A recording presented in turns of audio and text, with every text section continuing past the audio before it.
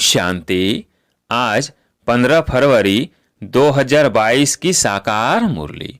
आज बाबा ने कहा, मीठे बच्चे, आत्मा रूपी दीपक में योग रूपी घृत डालो तो आत्मा शक्तिशाली हो जाएगी।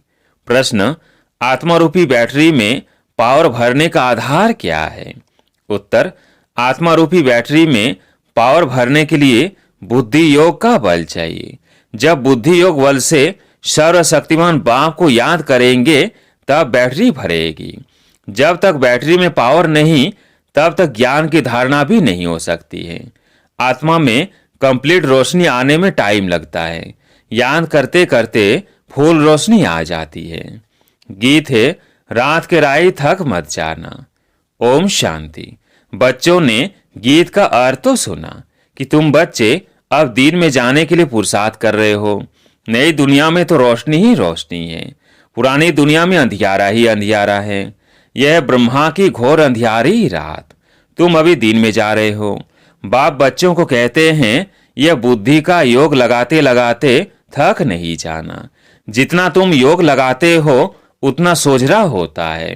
आत्मा रूपी दीपक की ज्योति जो उझाई हुई है वो आती जाती है। उस बिजली में तो फट से करंट आ जाती है, परंतु आत्मा में कंप्लीट रोशनी आने में टाइम लगता है।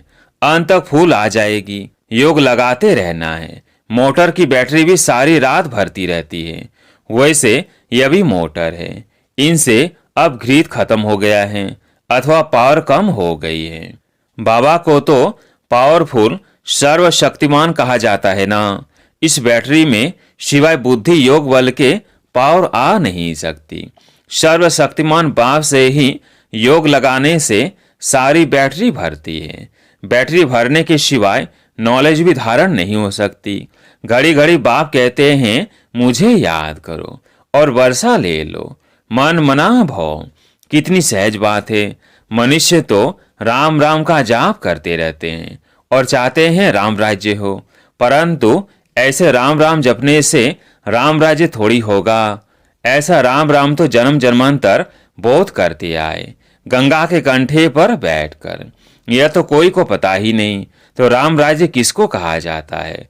जरूर राम ही राम राज्य बनाएंगे।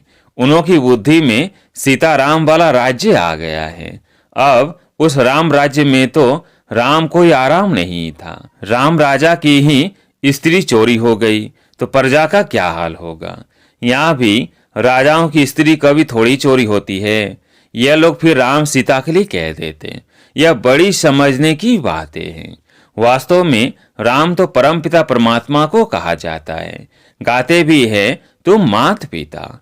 अब मात पिता कौन सा जिसके लिए गाते हैं?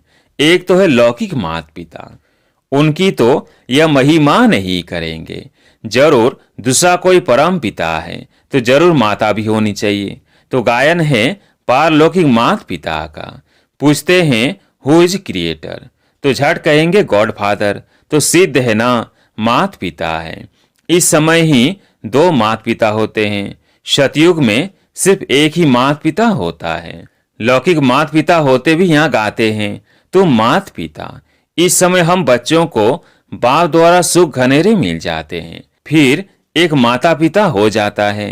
पारलौकिक मात पिता द्वारा सतयुग की प्रारब्ध में सुख घनेरे मिलते हैं। उस मात पिता का ही गायन है। फिर भी ऐसे बाप को बच्चे याद करना भूल जाते हैं। तुम बच्चों को तो सबको बाप का परिचय देना है कि बाबा आया है। हमेशा शिव बाबा और ब्रह्मा बाबा कहते हैं। प्रजापिता का तो नाम बाला है, शिव बाबा, ब्रह्मा बाबा।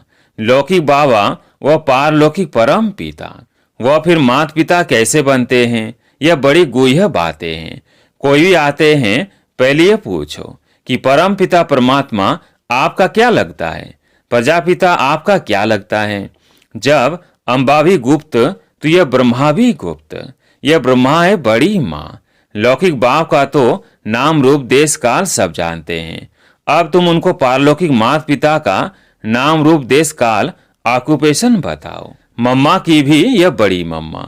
बड़ी मम्मा द्वारा बच्चों को अडॉप्ट करते हैं तो मात पिता कंबाइंड हो जाते हैं। इनको मात पिता अथवा बाप दादा भी कहते हैं। किसको समझाने की बड़ी युक्तियां चाहिए, बड़े बोर्ड पर लिखना चाहिए। निराकार परमपिता परमात्मा को सब याद भी करते हैं, परंतु यह नहीं जानते तो माता पिता कैसे हैं। इतनी भी मनुष्यों की बुद्धि नहीं चलती, क्योंकि बातें हैं बहुत ही विचित्र जो बाप ही आकर सुनाते हैं। आत्मा कहती है ओ परम पिता परमात्मा, वह भी है आत्मा, परंतु सुप्रीम है। सुप्रीम माना परम, वह परम धाम में रहने वाला है। वह खुद तो जन्म मरण में नहीं आते, आ करके हम बच्चों को पतित जन्म मरण से छुड़ाते हैं, पावन जन्म मरण से नहीं छुड़ाते हैं। पतित आत्मा को ही पावन आत्मा बनाते हैं, इसलिए उनको पतित पावन कहा जाता है। मनुष्य तो राम सीता का भी अर्थ नहीं समझते। वास्तव में सब भक्तियां सीताएं हैं, याद करती है एक साजन परमात्मा को। बाप कहते हैं बच्चे, इस समय सारी दुनिया में रावण राज्य है, सिर्फ लंका में नहीं। रावण को जलाते भी यहाँ है। लंका हिंदुस्तान में नहीं, वह तो बौद्धियों का अलग खंड है। तो इस समय सारी दुनिया रावण के बंधन में है। सारी दुनिया में रावण का राज्य है। आधा कल्प है राम राज्य और आधा कल्प है रावण राज्य। आधा कल्प दिन, आधा कल्प रात। ये सब बातें बुद्धि में रखने की हैं। इस समय तुम रावण पर विजय पा रहे हो। जो पूरी विजय पाएंगे वही मालिक बनेंगे। सतयुग आदि में लक्ष्मी नारायण का राज्य था। उन्होंने ये सौर की प्रारब्ध कहाँ से और कैसे पाई? सतयुग में मनुष्य बहुत थोड़े होंगे, लाखों के अंदाज में होंगे। जमुना के कंठे पर राजधानी होगी, वहां कोई विकार होता ही नहीं। कहा जाता है संपूर्ण निर्विकारी। बच्चे भी योग बल से पैदा होते हैं, वहां रोना पीटना कुछ नहीं होता। परंतु पहले यह बातें नहीं निकालनी हैं। पहली बात यह उठाओ कि निराकार परमपिता परमात्मा और हम आत्माएं भी परलोक से आते हैं। तो तुम्हारा पारलौकिक परम पिता से क्या संबंध है? नंबर 1 बात है यह। पहले यह बाप का संबंध निकालो तो माँ का और वर्षे का संबंध निकलेगा। एक अलग को भूलने से ही सब कुछ भूले हैं। रावण ने पहले अलग से ही भुलाया है, फिर अलग की मदद से हम रावण पर जीत पाते हैं। समझाने की पॉइंट्स तो बहुत है। प्रदर्शनी में मुख्य बात अलग की समझानी है। अलग के बाद ही बेते आता है। अलग को नहीं समझा तो कुछ नहीं समझेंगे। कितना भी भल माथा मारो, परम पिता है तो पिता से वर्षा मिलता है। बाबा का वर्षा मिला तो वर्षे के हकदार बन ही जाते हैं। त्रिमूर्ति पर समझाना कितना सहज है। ऊपर में बाप खड़ा है, नीचे लक्ष्मी नारायण वर्षा, यह विष्णु खड़ा है। बाबा कहते हैं मुझे याद करो तो यह वर्षा पाएंगे। बच्चे कहते हैं बाबा आप तो निराकार हो, आप कैसे वर्षा देंगे? बच्चे, मैं इन ब्रह्मा द्वारा देता हूँ, जो आए उनको इस बात पर ही समझाओ। मूल बात ही त्रिमूर्ति की है। त्रिमूर्ति ब्रह्मा का तो कोई अर्थ ही नहीं समझाना है। यह निराकार शिव बाबा, उनको ही ज्ञान का सागर कहा जाता है। फिर यह वर्षा, अब बाप तो है निराकार। फिर इन लक्ष्मी नारायण को वर्षा कैसे मिला, कहाँ से आया? तुम यह अपने को विष्णु कुमार नहीं कहलाते हो, तुम तो हो ही बीके। ब्रह्मापुरी मनुष्यों को ही कही जाती है, जहाँ खास ब्राह्मण रहते हैं। सिंध में भी ब्रह्मापुरी थी। यह किसने समझाया? शिव बाबा ने। हमेशा बाप दादा कंबाइंड कहना है, कभी बाबा कभी दादा बोलेंगे। दोनों आत्माओं का मुख तो एक ही है ना। जब जिसको चाहे वो यूज करेंगे, बंधन थोड़ी है। तो पहले है यह बात कि ज्ञान सागर गीता का भगवान बाप है। वह कहते हैं यह ब्रह्मा विष्णु शंकर तो सूक्ष्म वतनवासी है देवताएं, यह ब्रह्मा तो मनुष्य हैं। जब संपूर्ण बनेंगे तब देवता कहलाएंगे। यह तपस्या कर फिर देवता बनते हैं। इन ब्रह्म कुमार कुमारियों को भगवान सिखलाते हैं ब्रह्मा द्वारा। चित्रों पर अच्छी रीति समझाना है, समझानी बहुत सहज है। यह शिव बाबा, यह वर्षा, यह शिव तो निराकार है, इसलिए ब्रह्मा द्वारा देते हैं। ब्रह्मा द्वारा सौर की स्थापना। जरूर अभी राजयोग सीखते हैं यह बनने के लिए।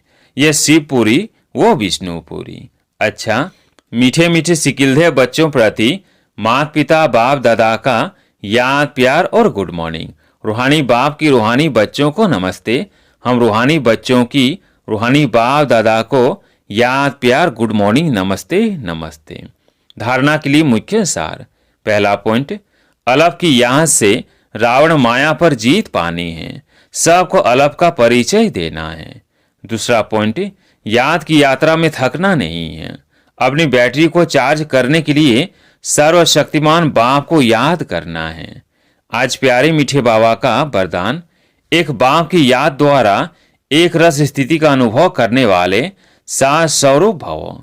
एक बाप की याद द्वारा एक रस स्थिति का अनुभव करने वाले सात स्वरूप भव। एक रस स्थिति में रहने की सहज विधि है एक की याद, एक बाबा दूसरा ना कोई। जैसे बीज में सब कुछ समाया हुआ होता है, ऐसे बाप भी बीज है जिसमें सर्व संबंधों का, सर्व प्राप्तियों का साथ समाया हुआ है। एक बाप को याद करना अर्थात सात स्वरूप बनना। तो एक बाप दूसरा ना कोई, यह एक की याद एक रस स्थिति बनाती है। जो एक सुखदाता बाप की याद में रहते, उनके पास दुख की लहर कभी आ नहीं सकती। उन्हें स्वप्न में भी सुख के, खुशी के, सेवा के और मिलन मनाने के लिए आते हैं। आज के स्लोगन, श्रेष्ठ आशाओं का दीपक जगाने वाले ही सच्चे कुल दीपक हैं। श्रेष्ठ आशाओं का दीपक जगाने वाले ही सच्चे कुल दीपक हैं। अब सुनते हैं मातेश्वरी जी के अनमोल महावाक्य। हेडलाइन, परमात्मा द्वारा फर्स्ट लॉटरी क्यों न विन करे। देखो, बहुत मनुष्य ऐसे समझते हैं थोड़ा सा भी पुरुषार्थ करने से हम भी वैकुंठ में तो आ जाएंगे ना, परंतु उन्हों को यह सोचना चाहिए कि परमात्मा बाप आया है तो कंप्लीट वर्षा लेने के लिए। तो स्टूडेंट का काम है संपूर्ण पुरुषार्थ कर स्कॉलरशिप लेना। तो पहला नंबर लॉटरी क्यों न विन करे, वह है विजय माला में पिरोया जाना। बाकी दो लड्डू पकड़कर बैठे हैं, यहाँ का भी हद का सुख लूं और वहां भी बैकुंठ में कुछ न कुछ सुख ले लेंगे। ऐसे विचारवान को मध्यम और कनिष्ठ पुरुषार्थी कहेंगे, न कि सर्वोत्तम पुरुषार्थी।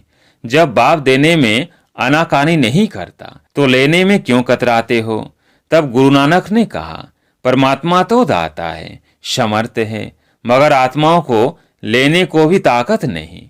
देंदा दे लेंदा थक पाए, देने वाला देता है लेकिन लेने वाला थक जाता है। आपके दिल में आता होगा, हम क्यों न चाहेंगे कि हम भी यह पद पाए, परंतु देखो बाबा कितनी मेहनत करता है, फिर भी माया कितना विघ्न डालती है। क्यों? अब माया का राज्य समाप्त होने वाला है। अब माया ने सारा सार निकाल दिया है। तभी परमात्मा आते हैं जिसमें सब रस समाया हुआ है, जिससे सभी संबंध की रचना मिलती है। तभी तमेव मातस्य पिता, आदि आदि यह महिमा उस परमात्मा की है। तो बलिहारी इस समय की है जैसा संबंध हुआ है। अच्छा, ओम शांति।